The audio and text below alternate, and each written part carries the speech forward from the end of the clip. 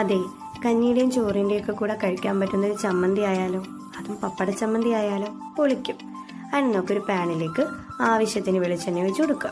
ഈ വെളിച്ചെണ്ണ ഒന്ന് ചൂടാകുമ്പോൾ നമ്മുടെ മെയിൻ ഇൻഗ്രീഡിയൻ്റ് ആയിട്ടുള്ള പപ്പടം, ഒരു 2-3 പപ്പടം ഒന്ന് വറുത്ത് മാറ്റി വെക്കാം. എന്നിട്ട് അതേ എണ്ണയിലേക്ക് 3-4 വറ്റൽമുളകൊന്ന് മൂപ്പിച്ചെടുക്കാം. പിന്നെ കുറച്ച് കറിവേപ്പിലയും 4-5 കഷ്ണം ചെറിയ ഉള്ളി, പിന്നെ ഒരു ചെറിയ കഷ്ണം പുളി, ഇതെല്ലാം കൂടെ ഒന്ന് വഴറ്റിയെടുക്കുക.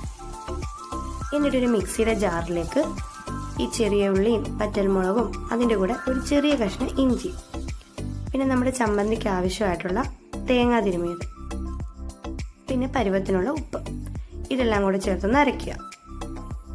ഈ അരച്ചെടുത്തതിലേക്ക് നമ്മൾ നേരത്തെ വറുത്ത് മാറ്റി വെച്ചിരുന്ന പപ്പടം അതൊന്ന് പൊടിച്ച് ചേർക്കുക. എന്നിട്ട് ഇതെല്ലാം കൂടെ ഒന്നുകൂടെ അരയ്ക്കുക. നമ്മുടെ പപ്പട ചമ്മന്തി റെഡി. വളരെ ടേസ്റ്റിയാണ്. ഈ ഒരു ചമ്മന്തി മാത്രം മതി നമുക്ക് ചോറുണ്ണാൻ. വളരെ എളുപ്പത്തിൽ തന്നെ തയ്യാറാക്കാം. അപ്പം എല്ലാവരും ഇതൊന്ന് ട്രൈ ചെയ്ത് നോക്കുക.